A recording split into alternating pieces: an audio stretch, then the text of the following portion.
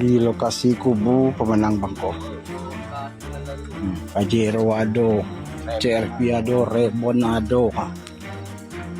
Ramai di media sosial, video yang menampilkan lokasi pemukiman suku anak dalam di Kabupaten Merangin, Jambi menjadi tempat penggadaian dan penggelapan mobil rental.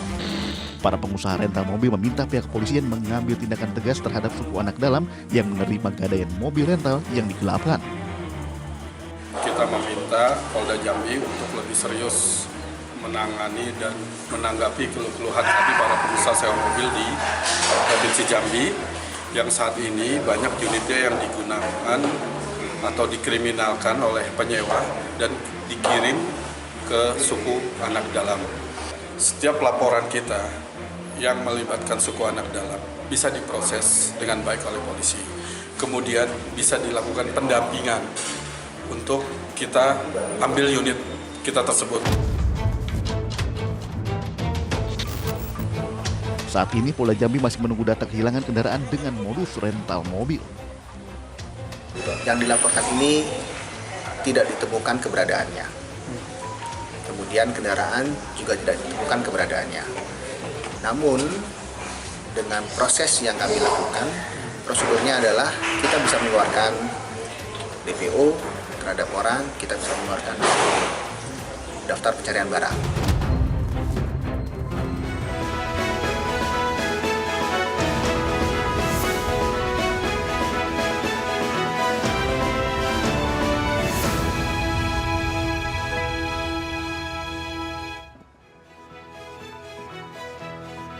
Kasus penyiraman air keras yang terjadi pada Agus Salim semakin berkepanjangan. Bermula pengumpulan donasi untuk pengobatan mata Agus, malah kini kasusnya berujung laporan polisi. Kuasa hukum Agus Salim, Farhad Abbas, melaporkan Novi, pendiri Yayasan Peduli Kemanusiaan, atas dugaan pencemaran nama baik dan dugaan tindak pidana pemerasan. Tak berhenti di situ.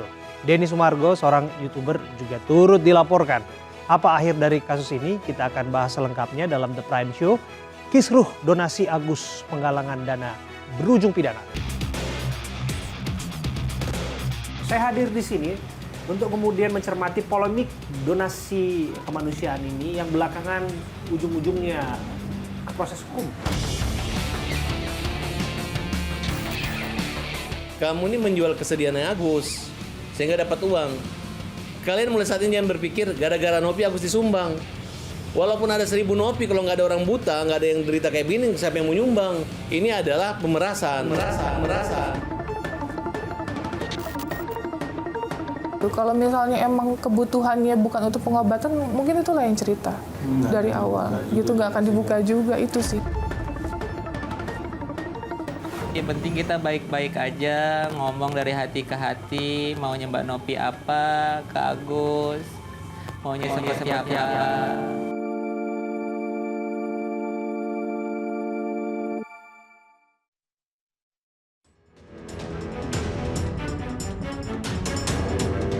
Kisruh drama donasi berujung pelaporan polisi yang melibatkan Agus Salim, korban penyiraman air keras dengan Pratiwi Novianti, belum juga menemukan titik terang. Bahkan kasus makin melebar karena konten kreator Denny Sumargo turut dilaporkan oleh kuasa hukum Agus, Farhad Abbas, atas dugaan diskriminasi ras dan ujaran kebencian. Sementara itu Agus Salim, korban penyiraman air keras, hingga kini masih terus menjalani pengobatan, bahkan dijadwalkan akan operasi kelopak mata di Singapura. Kendati demikian, Agus menyebut kondisi penglihatan matanya masih sama seperti sebelumnya. Mata kiri sudah tertutup, sedangkan mata kanan masih bisa melihat cahaya.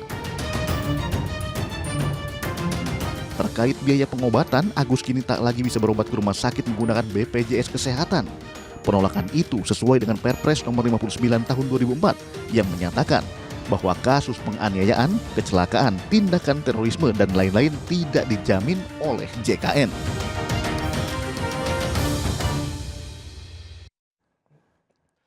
Mirsa, sebelum kita membahas lebih lanjut kasus penyiraman air keras Agus Salim hingga kisruh penggunaan dana donasinya, kita akan simak awal mula perjalanan kasusnya. Saya akan jelaskan kepada Anda, peristiwa penyiraman air keras ini adalah awal mulanya yang terjadi pada Minggu 1 September lalu. Pada saat itu, Agus dan istrinya sedang menaiki sepeda motornya berboncengan dengan istrinya, dan pada saat itu ia diserang secara tiba-tiba, disiram air keras oleh pelaku yang sudah membuntutinya dari belakang. Kemudian polisi menetapkan JJS alias Aji sebagai tersangka penyiram air keras Agus Salim bersama dengan istrinya. Menurut keterangan polisi pada saat itu peristiwa itu dilatar belakangi sakit hati tersangka kepada Agus lantaran ditegur karena masalah pekerjaan, di mana Agus merupakan seorang atasan di tempat tersangka Aji bekerja. Selanjutnya, seperti inilah kondisi Agus pada saat di rumah sakit pasca penyiraman air keras. Ya, cukup memprihatinkan tentu saja. Dan kasus penyiraman air keras yang dialami oleh Agus ini menyentuh banyak pihak. Pemirsa, saat itu Agus mengajukan permohonan bantuan melalui pegiat media sosial Pratiwi Novianti. Agus melalui Novi dan yayasannya memberikan uang sejumlah 35 juta rupiah dari hasil penggalangan donasi untuk Agus. Dan di luar dugaan terjadilah kisruh donasi mencapai angka fantasi 1,3 miliar rupiah. Bahkan lebih. Pada saat itu Novi menuding Agus menyalahgunakan uang donasi yang harusnya diperuntukkan untuk biaya pengobatan matanya. Atas dugaan Novi tersebut, Agus lantas melalui penasihat hukumnya melayangkan laporan polisi terhadap Novi terkait dengan pencemaran nama baik, bahkan dugaan pemerasan. Dan ujung-ujungnya kisruh donasi ini kian melebar, banyak yang dilaporkan, ada beberapa nama termasuk salah satunya Denny Sumargo yang turut dilaporkan atas dugaan diskriminasi ras atau ujaran kebencian. Ini sebagai buntut adanya pertemuan dengan Farhad dan juga Denny Sumargo pada saat di kediamannya, di mana Denny Sumargo datang ke kediaman Farhad Abbas. Dan pemirsa, tentu kita ingin meletakkan duduk perkara ini, awal mulanya dan seperti apa solusinya. Tentu kita akan membahasnya bersama dengan sejumlah narasumber yang sudah hadir di studio saya. Pada malam hari ini ada Bung Ilal Ferhat. Bung Ilal, terima kasih. Kuasa hukum dari Agus Salim. Agus. Ya. Salam dulu. Sehat Agus ya. Terima kasih Bang Parasian ya? Parisman ya? Bang Parisman Sihaloho. Ya. Kuasa hukum donatur ya? Donatur. Dan Bang Pablo Benoa. Terima kasih Bang Pablo Ya. sebagai tim hukum Novi ya.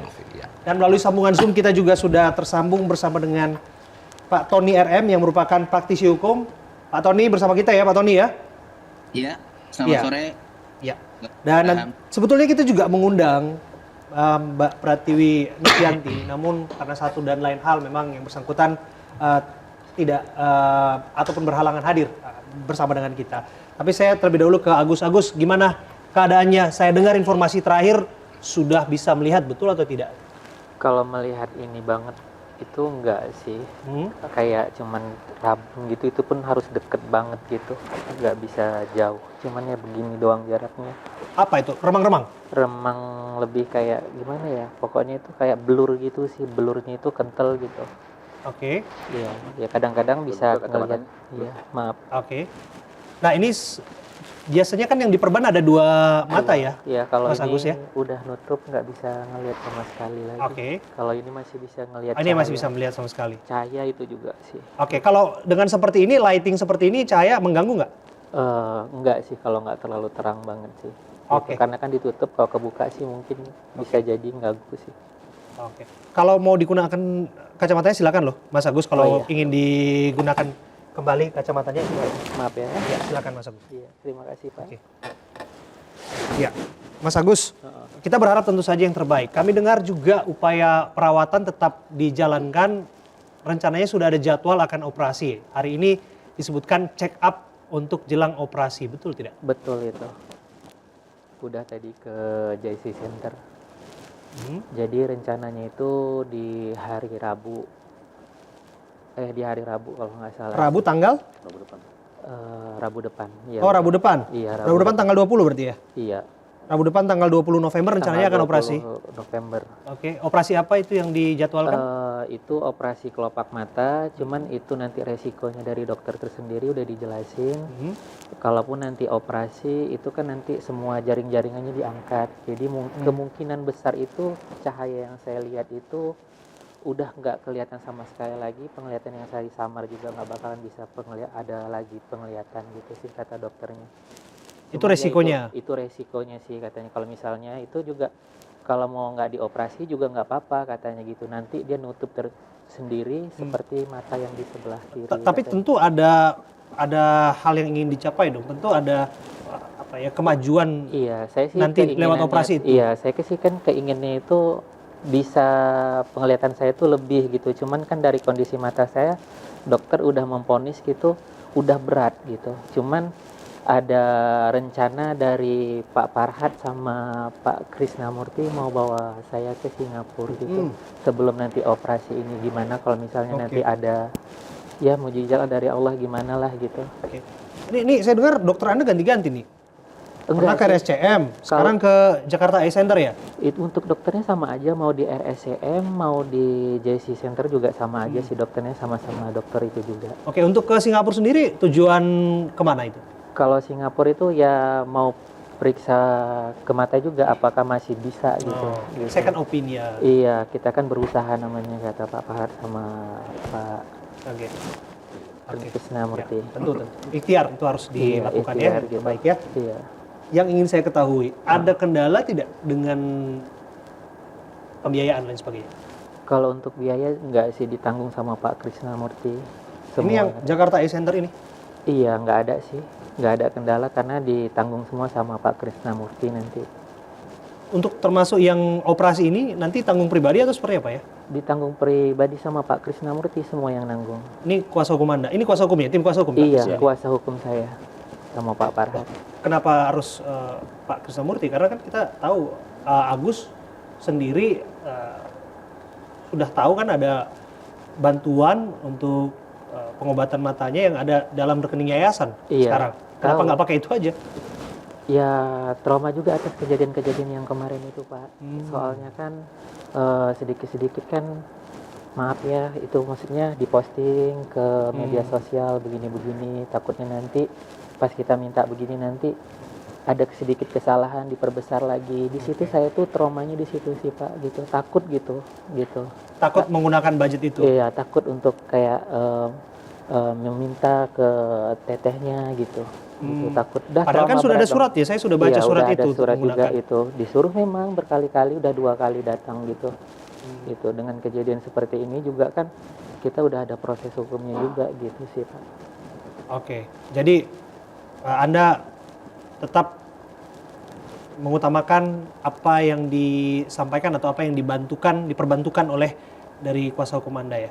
Dibanding betul. Kemudian bahwa akan ada intrik-intrik, ada masalah kelak ke depan, kira-kira begitu? Iya, kan itu memang hak saya gitu. Kan dari awal juga memang tidak ada masalah donasi, tidak ada perjanjian apa-apapun, kecuali cuma penayangan YouTube, tidak ada pengarahan apapun ke Agus secara pribadi, ke istri juga sama. Uang ini digunakan seperti ini, itu tidak ada sama sekali. Terus untuk kayak dibilangnya saya menyalahgunakan donasi, kayak bagi-bagi warisan gitu. Dia kan sekarang Bapak pikir aja lah ya, di dalam saya lagi seperti ini, saya kan tinggal di tempat rumah Wawa. Di rumah Wawa itu saya sudah ke sana. Iya. Kan ketemu dengan Agus juga. Iya, ketemu sama Agus juga. Mungkin Bapak udah lihat kondisinya seperti apa, tempat tinggal saya seperti apa. Ya, Bapak lihatlah seperti apa keadaan saya seperti sana, siapa yang ngurusin saya gitu. Dari awal kan memang Wawa ini mengurusin saya gitu. Makanya saya berinisiatif karena itu kan nggak ada arahan uang donasi itu buat apa-apanya gitu kan. Jadi saya mikir, uang donasi ini milik saya gitu kan, karena ini masuk ke rekening pribadi saya gitu. Sekalipun bahwa disebutkan untuk biaya rumah, kami juga dengar ada biaya sekolahnya juga Anda bantu itu lewat rekening itu. Kalau itu saya nggak tahu menahu lah masalah yang itu, saya tahunya itu cuma masalah rumah itu sih gitu. Ya. Kita nanti akan meminta tentu saja pandangan dari tim hukumnya Mbak Novi dan juga dari kuasa hukum dari donatur ya. Ada mewakili berapa donatur ini, Pak Parisman? Jadi kalau donatur yang kita wakili itu ada hampir ratusan ya. Ratusan ya. Jadi ada koordinatornya ada. Jadi ada beberapa koordinator, jadi disatukan di dalam satu koordinator dan koordinatornya memberikan kuasa kepada kita. Kenapa sampai punya penasihat hukum ya para donatur ini? Ya, jadi mungkin begini ya. Tentu karena dilihat persoalan donasi ini mencuat menjadi polemik. ya, sehingga yang tadinya sebenarnya donatur itu tidak mau tahu mungkin ya. Tapi hanya karena dianggap ini sepertinya menjadi polemik atau tidak tepat sasaran, sehingga mereka akhirnya terpancing untuk ikut di dalam persoalan ini. Karena mereka adalah pemilik uang itu kan. Sesungguhnya kalau sudah diberikan kepada orang lain kan orang lain yang memiliki uang itu sesungguhnya karena kan pada awalnya kan mereka memberikan kan. Jadi mereka ini menarik juga nih, ada donatur yang justru mempersoalkan pemberian mereka. Kira-kira begitu maksud Anda? Tidak mempersoalkan pemberiannya. Jadi hanya karena tidak tepat sasaran diduga berdasarkan informasi yang berkembang, di mana tujuan awalnya itu adalah untuk pengobatan mata daripada Agus. Hanya menjadi polemik ketika di media itu ada buat A, buat B, buat C, itu persoalannya. Saya bisa minta semacam ada chat atau bukti nanti ya, bisa. Pak Risman ya, kepada kita nanti akan ditunjukkan siapa-siapa saja donatur yang merasa terganggu. Tentu saja ini juga menarik, kenapa penting untuk mengulik ini, Anda juga penting juga untuk menjelaskan itu kepada publik, karena sepemahaman kita sesuatu yang sudah diberikan, sudah diikhlaskan, pasti taraf kembali. Apalagi kemudian ikut dalam perbincangan yang sedang terjadi. Ini juga menarik. Kita akan bahas saat lagi. Kami akan kembali untuk Anda saat lagi dalam The Prime Show.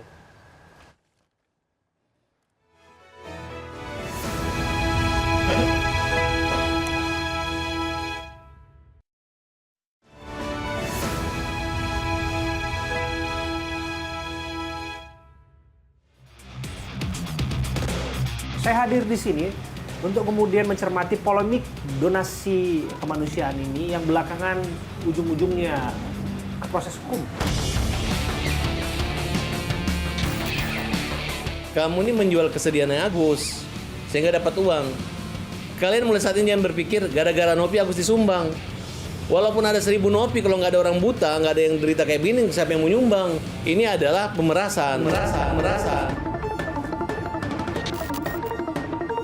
Kalau misalnya emang kebutuhannya bukan untuk pengobatan, mungkin itu lain cerita dari awal. Gitu nggak akan dibuka juga, itu sih. Yang penting kita baik-baik aja, ngomong dari hati ke hati, maunya Mbak Nopi apa, ke Agus, maunya seperti apa.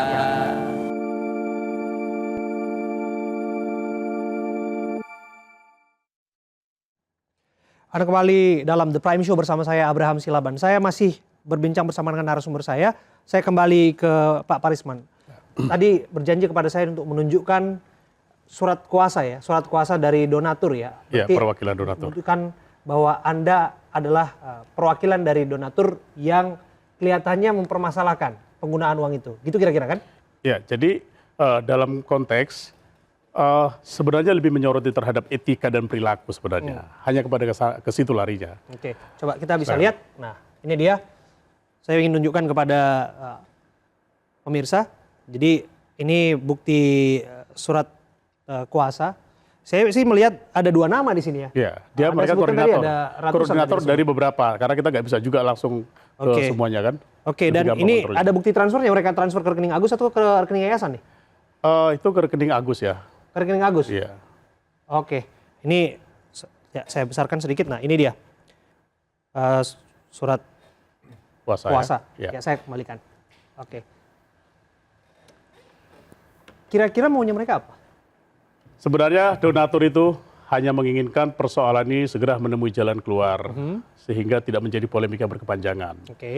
Sesungguhnya kan masalah ini hanya persoalan masalah di mana menjadi polemiknya atas yang berkembang isu sekarang, uang donasi yang mereka berikan itu akhirnya menjadi persoalan-persoalan yang merujuk kepada persoalan hukum, dan ini merembes kemana-mana. Nah, dalam hal ini pemikiran daripada klien ini, apabila memang ini bisa ditempuh dengan jalur damai atau dengan jalur bagaimana supaya persoalan tidak merujuk kepada persoalan hukum, sebenarnya lebih daripada itu sih ya. Ya, kalau misalnya kemudian tujuannya adalah pengobatan dan lain sebagainya, itu kan memang tujuan membantu dari awal ya. Disebutkan tadi saya ke Bang Pablo ya, bahwa Agus sesungguhnya saat ini sedang menjalani proses itu, Bang Pablo. Tapi semacam ada apa istilah kita bilang ya, tembok lah ya, bisa katakan, untuk kemudian bisa menggunakan uang itu sesuai dengan keperluan Agus sebagaimana amanah dari para donatur. Gimana Ya. menjawabnya Bang Pablo? Jadi sebenarnya tidak ada tembok sama sekali untuk penggunaan uang. Bahkan kita dari pihak yayasan gitu ya, kami dari pihak yayasan sudah mengirim surat beberapa kali ke Agus sendiri, bahkan ditembuskan ke kuasa hukum begitu. Jadi tidak ada sedikit pun halangan untuk menggunakan uang tersebut asal tepat sasaran. Begini, kalau tadi Kalau kan disebut tadi ada kesungkanan, takut dibully, Ya. takut dicurigai, lain sebagainya. ya itu tadi kan sempat Agus mengatakan bahwa ada trauma kan begitu ya. Betul. Ada trauma seakan-akan kalau nanti diserahkan uang itu atau diberikan atau menerima uang itu akan nanti di video dan sebagainya. Pertanyaan saya kan simpel, mohon maaf ya Agus ya. Iya, nggak apa-apa. Hari ini apakah kita tidak divideokan? Apakah Agus jalan ke beberapa media, infotainment dan lain apa tidak divideokan? Kemarin Agus menerima uang dari salah satu lawyernya Agus namanya Krisnamurti gitu ya, menerima katanya 50 juta juga divideokan. Apakah itu tidak divideokan? Artinya begini, dalam Mungkin yang hal dimaksud soal bulian-bulian tadi Bang. Kalau Bulian dari bulian, netizen yang tidak Ya. terkendali dan lain sebagainya. itulah publik. Artinya begini, masyarakat saat ini bisa menilai bagaimana apa yang kita perbuat di mata publik, apa yang saat ini kita lakukan di mata publik dinilai oleh masyarakat, termasuk Agus saat ini. Saya ingin simpelnya begini, hukum kenapa sih ada di Indonesia saat ini? Hukum itu dasarnya simpel, dasarnya adalah moralitas. Makanya kenapa adanya hukum itu untuk bagaimana moralitas di lingkungan masyarakat ini bisa terarah. Kan begitu? Nah, Novi pertama kali memperkenalkan Agus di ruang publik sehingga membuat para donatur akhirnya mau tergerak hatinya menyerahkan sejumlah uang itu. Dan hingga hari ini Novi masih punya keinginan untuk pengobatan mata Agus. Nah, di sisi lain kalau kita bicara itu amanah daripada donatur adalah ingin mengobati mata daripada Agus.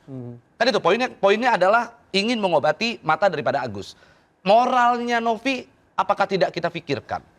Bagaimana ketika klien kami saat ini harus menghadapi begitu banyak donatur yang mempertanyakan bagaimana uang itu sudah digunakan secara maksimal belum. Sementara uang tersebut ternyata disinyalir, diduga digunakan untuk hal-hal yang tidak berhubungan dengan pengobatan mata. Misalnya untuk katanya uang terima kasih. Kan begitu. Ada katanya ditemukan mutasi rekening belanja di marketplace. Itu kan adalah urusan pribadi di luar daripada itu dan itu tercium oleh publik. Apa jawaban kami? Apa yang harus kami sampaikan kepada para donatur? Oke, barangkali langsung ditanggapi oleh Bang Ilal mengenai ini supaya kita mencapai satu titik temu nih di sini. Baik, ini kan awalnya kalau saya lihat bahwa ini sudah blunder dari awal. Dari persoalan ini persoalan masalah uang yayasan yang masuk untuk sumbangan Agus, tapi dalam satu sisi legal standingnya belum jelas. Saya lihat sini legal standing belum jelas. Kalau kita mau memberikan suatu donasi yayasan, itu harus ada legal standing yang jelas. Artinya ada izin. Ada izin. Anda mempertanyakan legal standing dari yayasan yang dimaksud? Yayasan yang maksud, betul.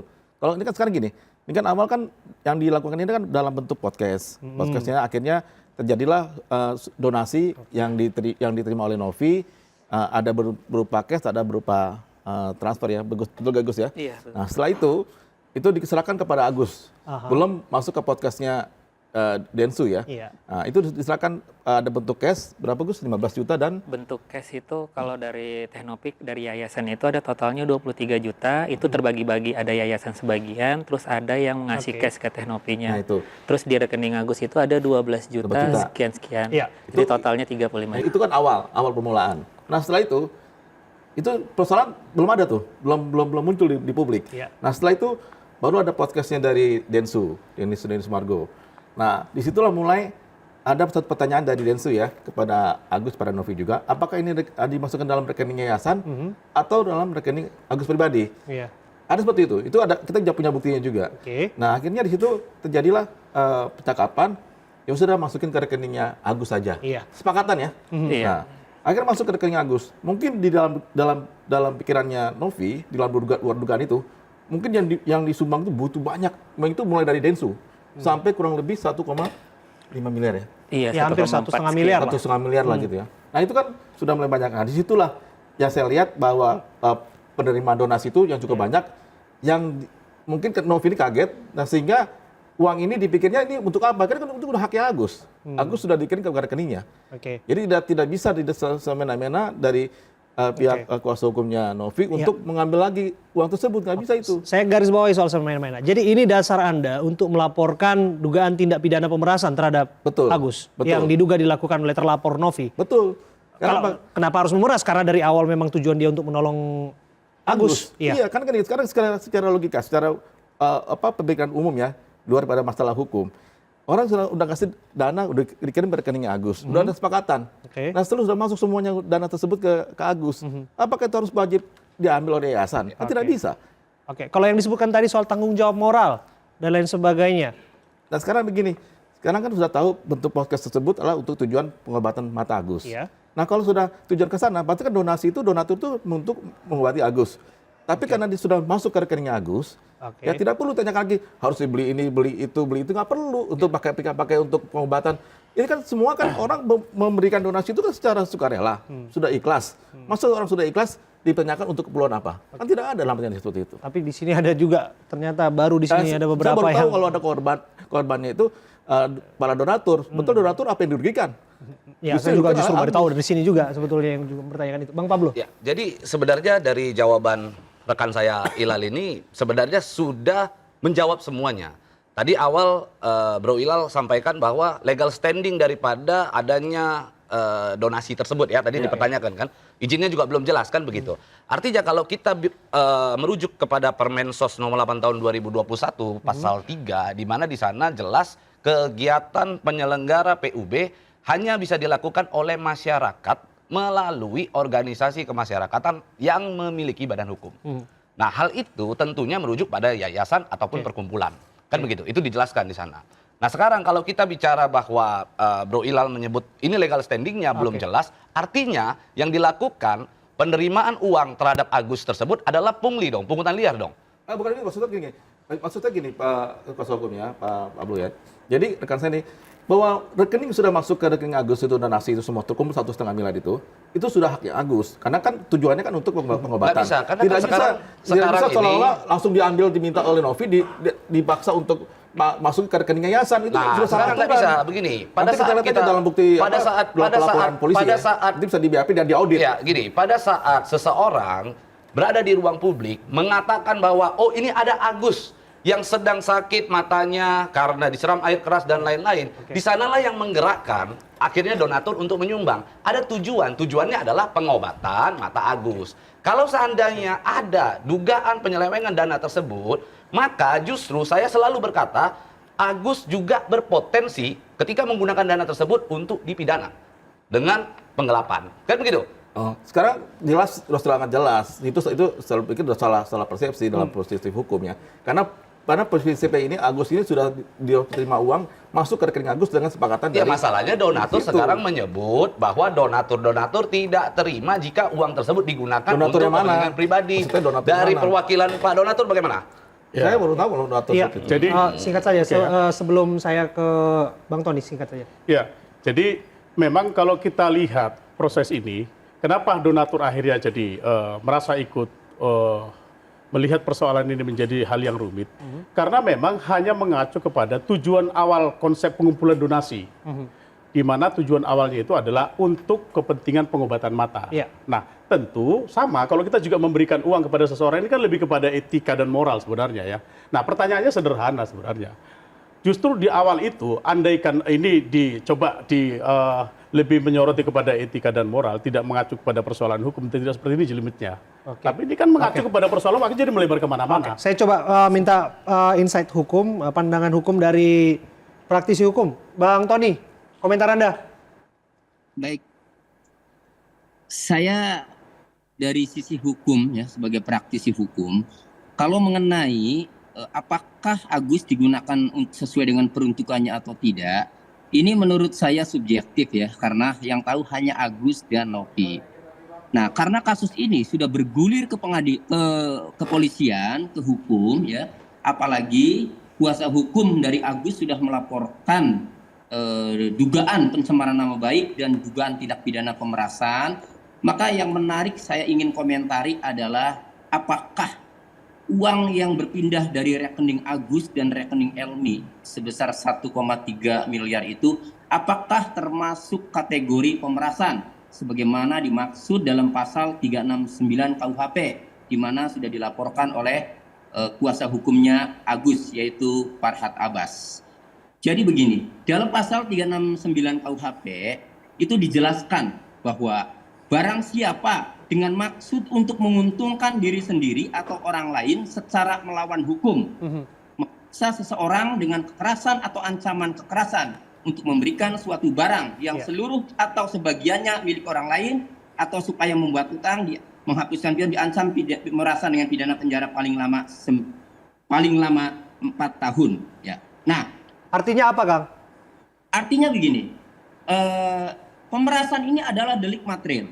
Untuk dapat dituntut ya, dengan pasal 369 ini, maka delik material itu berarti barang itu sudah berpindah atau uang sudah berpindah.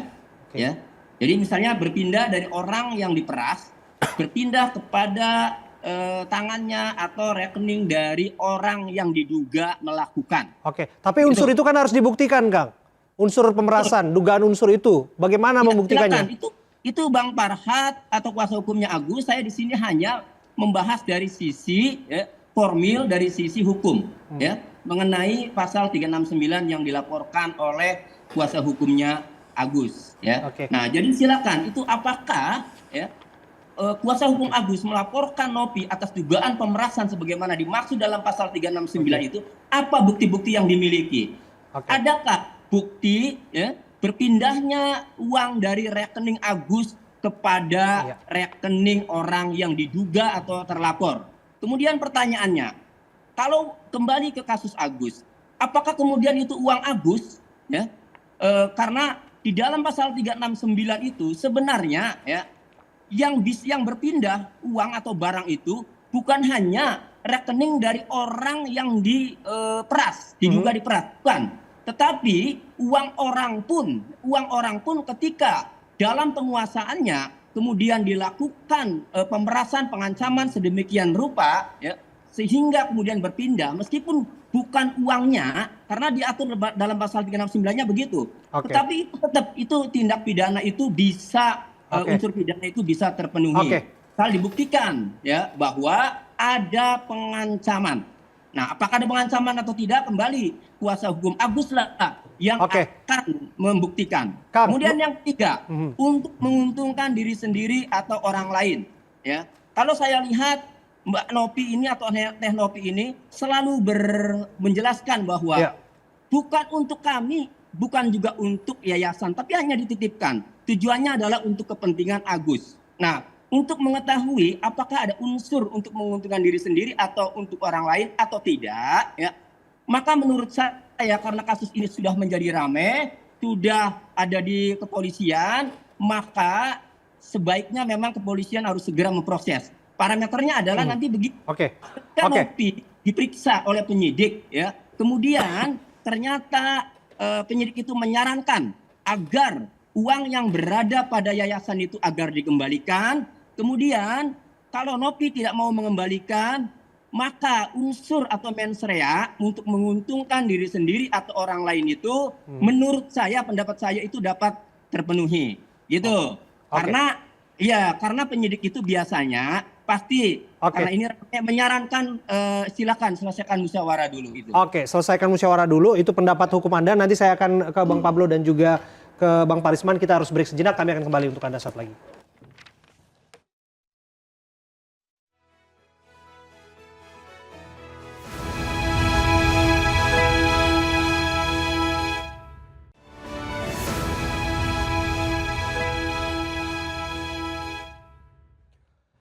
Anda kembali di The Prime Show bersama saya Abraham Silaban. Saya akan berikan ruang kepada Bung Pablo untuk menjelaskan apa yang disampaikan tadi mengenai pandang hukum dari Bung Tony mengenai dugaan pengancaman yang bisa saja akan panjang urusannya di polisi. Ya. Jadi kan sebenarnya itu yang dijelaskan oleh Tony itu tadi itu sudah terlalu jauh. Yang katanya pemerasan dengan ancaman kekerasan begitu. Pertanyaan saya, ancaman kekerasan seperti apa yang timbul? Katanya bahwa Novi sempat mengatakan kepada Agus, Dinsos kan, nanti saya laporkan ke Dinsos dan lain-lain. Lewat percakapan lewat percakapan. Lewat percakapan WhatsApp ya? Nah, kita harus lihat, kita harus benar-benar teliti dalam melontarkan kalimat-kalimat. Tadi dia sampaikan bahwa ada ancaman kekerasan. Kalau memang kita menganggap bahwa apa yang disampaikan Novi itu adalah ancaman kekerasan, bahayanya masa Dinsos kita bilang tempatnya untuk mengancam masyarakat dengan kekerasan. Itu institusi negara loh. Kan begitu. Dan konteks daripada hal itu disampaikan, diperingatkan kepada Agus adalah pada saat itu Novi minta mutasi. Jadi bukan untuk minta menggeserkan uang tersebut. Pada saat itu minta mutasi. Mana mutasinya? Laporan mutasi pada saat itu ternyata terlambat. Akhirnya disampaikan kalau kamu tidak keluarkan itu, maka nanti akan dilaporkan ke Dinsos. Nah, maksud akan dilaporkan ke Dinsos itu tujuannya apa sebetulnya, Bang? Tujuannya baik kan, bahwa memang ada uang yang sudah dihimpun, yang harusnya di bawah pengawasan yayasan, ternyata ada saat ini uangnya di tangan seseorang pribadi yang kegunaannya tidak jelas. Nah, itu kan sebenarnya poinnya. Sehingga atas dasar itulah kita berhak untuk melaporkan ke Dinsos. Dan itu boleh-boleh saja dilakukan oleh Novi. Nah sekarang lalu kalau Novi sampaikan bahwa akan laporkan ke Dinsos, lalu Dinsos dianggap ancaman bagi masyarakat, kan lucu, begitu kan? Oke. Bung Ilal, ada tanggapan? Ya saya pikir, saya melihat kliennya Pablo ini, Novi ini tidak jujur ya dengan pengacaranya. Karena saya lihat di sini dia pintar memutarkan balikan fakta. Artinya di sini saya lihat klien saya ini yang sudah terluka dan harus diobati. Saya pikir tidak perlu nungguin uang dari Novi 1, sekian M itu 1,3 M di yayasan. Fakta mana yang menurut Anda diputar balikan? Ya putar balikan itu dari mulai persoalan masalah Densos dan pengancaman itu semua kita ada bukti kok. Apa buktinya apa? Boleh ada semua nanti ini kan sudah ada laporan ke penyidik, nanti biar lebih lanjut nanti biar kita tidak mendahului penyidik, nanti biar nanti diselesaikan di. Kalau itu dianggap sebagai percakapan sesungguhnya demi akuntabilitas, demi transparansi, demi kebaikan juga. Dan semuanya terukur untuk penggunaan pengobatan Agus dan sebagainya. Bukan gitu Bang Abraham. Jadi artinya di sini saya lihat bahwa ada suatu indikasi bahwa pertama kali itu percakapan dengan Novi dengan Agus itu ada suatu mereka berdua izin, ada artinya bahwa tahu rekening ini akan masuk ke rekeningnya Agus. Iya, betul. Jadi tidak dipersoalkan masalah nanti sumbangan ini, tidak dipersoalkan. Justru malah Novi membawa uang sendiri cash ke sana dan ada masuk ke rekening Agus. Tapi kan ini yang jadi persoalannya rekening yang berikutnya setelah podcast ini kan ada podcast nih, ini kan podcast dari Densu, masuk uang itu cukup besar. Jadi rekening gendut itu yang kemudian menjadi persoalan. Nah itu yang dipersoalkan, kenapa? Kalau kita soal melihat di sini, yang penting legal standing dulu kita lihat. Dan tadi Anda bicara soal legal standing dan saya akan dalamin itu. Tapi Mas Agus, Anda merasa terancam tidak dengan percakapan itu? Atau semuanya biasa-biasa aja? Ya udah pasti merasa terancam dengan status-status seperti itu yang dibuat akan memojokkan istri saya. Terus dengan mengupload komen-komen yang jelek dari netizen, terus dikasih gift yang komenan-komenan jelek itu, bukan itu aja, banyak banget itu. Diupload di story dia tuh, seakan kita tertekan, dia langsung bilang, nanti kita laporkan Dinsos begini nih katanya gitu, dengan catatan seakan-akan kita tuh ditekan terus nih pas waktu minta mutasi. Kan kondisi Agus lagi sakit, mungkinkah dalam kondisi Agus trauma, terus kondisi lagi sakit seperti itu, ngedrop, depresi, kan nggak bisa lah di saat itu juga. Terus dia minta juga untuk melihat mutasi dari rekening Agus di M-Banking, rekening Agus di handphone. Cuman kan di waktu malam itu nggak bisa, kenapa? Karena yang Agus pakai kan itu kartu ekspresi, bukan yang bisa dicek 1 bulan.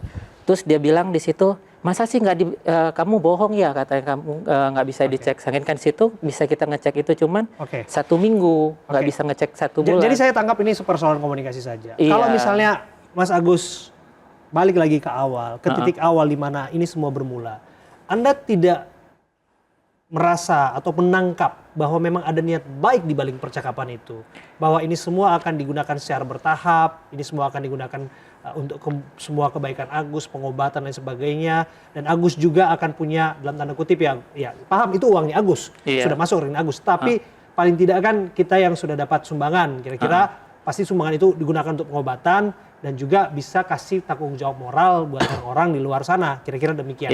Kalau dengan pandangan pendapat seperti itu, Agus komentarnya apa?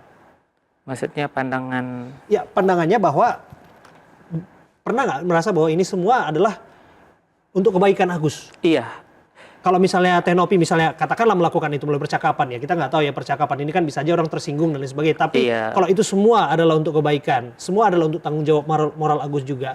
Agus nggak mau ikut dalam itu atau merasa terganggu tetap?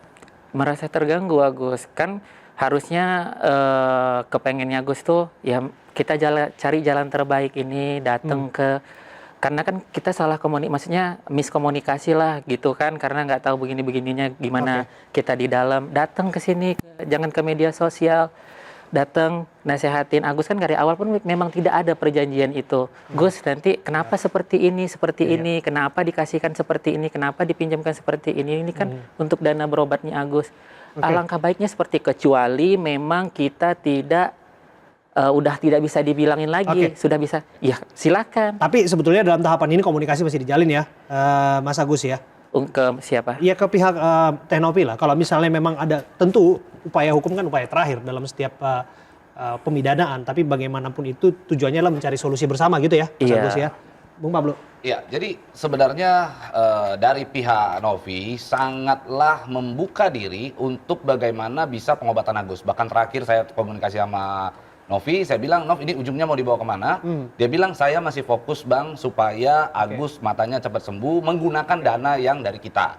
Nah sekarang pada prinsipnya kembali lagi, kalau memang Agus sudah membuka diri, ingin memang berkomunikasi, maka saya bersama dengan para tim kuasa hukum, bersama dengan Novi mengundang sebenarnya Mas Agus, pihak kuasa hukum untuk hadir di hari Jumat. Kita ada acara di Gedung Juang untuk melakukan mediasi, duduk bareng sama Teh Novi. Kita di situ obrolkan bagaimana mencari solusi yang terbaik. Bahkan kami juga sudah mengirimkan surat secara resmi ke Agus dan ke para kuasa hukumnya. Untuk apa lagi? Nggak bisa, Pak. Nggak bisa, Bram. Untuk apa lagi, kan udah ada laporan polisi. Loh, berarti dari pihak kuasa hukumnya tidak ingin ada mediasi. Agus pengen nggak ada jalan karena kan kita temunya? untuk undang klarifikasi itu bukan situ tepatnya. Bukan mediasi. Di kantor polisi maksud Anda? Di polisi. Oke, berarti kalau memang itu tinggal yang penting acara akan kita laksanakan di hari Jumat. Kira-kira kalau Agus sendiri bersedia nggak? Mengundang Agus untuk datang. Agus bersedia nggak untuk mediasi sama Teh Novi? 1,3 M di situ, itu selesai. Tunggu dulu, tanyakan dulu sama Agus. Itu begitu. Kalau ini sebetulnya memang harus dibicarakan. Ini sudah dibicarakan belum penasihat hukum dengan Agus? Agus sudah tahu undangan itu. Agus sekarang saya tanya sama Agus. Agus bersedia nggak? Kuasa hukum udah tahu. Karena itu kan udah, maaf ya Pak Pablo, karena kan Agus punya kuasa hukum, karena itu semua udah Agus serahkan ke kuasa hukum Agus. Enggak, kita bicara begini, kalau kita kuasa hukum, saya ulang lagi ucapan saya tadi di awal. Dasar dari hukum di dunia ini, di dunia lah, saya nggak bicara Indonesia nih. Di dunia ini, dasarnya adalah moralitas. Moralitas itu datang dari hati. Saya tanya sama Agus, dari lubuk hati Agus yang paling dalam, ingin nggak sih supaya ini baik-baik saja? Damai. Ingin nggak sih supaya ini semua kondusif lagi seperti awal? Ingin nggak sih? Agus inginkan. Saya jawab aja Gus. Tunggu dulu bro, kasih dulu dia jawab. Pertemuan itu kasih uangnya 1,5 sekian M, selesai kan? Bukan hanya untuk klarifikasi doang. Maunya apa? Maunya duduk bareng nggak? Berarti maksud bro adalah uang ketika masuk ke Agus selesai gitu masalah? Ya kan soalnya kan uangnya haknya Agus. Berarti ada uang masalah beres gitu? Karena haknya Agus. Tunggu sebentar, satu-satu ya Bapak-Bapak ya. Saya mau dengar, Agus sebetulnya pengen duduk ya? Pengen duduk bareng ya? Kalau yang itu sih memang enggak, lubuk hati paling dalam. Pengen duduk bareng ya? Ya segala sesuatu nggak ada yang nggak bisa selesaikan. Entah itu duduk barengnya di kantor polisi, entah itu duduk barengnya dimanapun. Yang penting ingin duduk bareng, ngobrol dengan Mbak Novi dan di mediasi. Kira-kira gitu ya?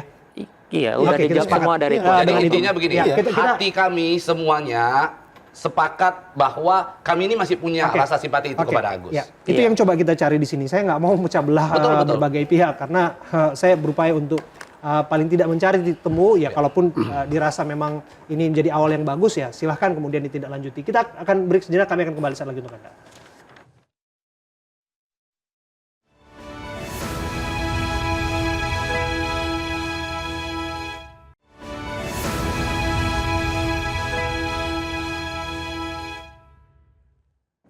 Anda kembali dalam The Prime Show bersama saya Abraham Silaban. Kita lanjutkan berdialog. Saya ke Kang Tony.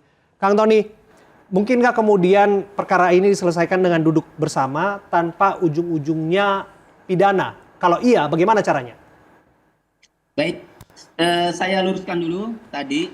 Sebenarnya yang ancaman kekerasan itu, tadi pasal 368 ya. Nah, ini yang dilaporkan 369 ya.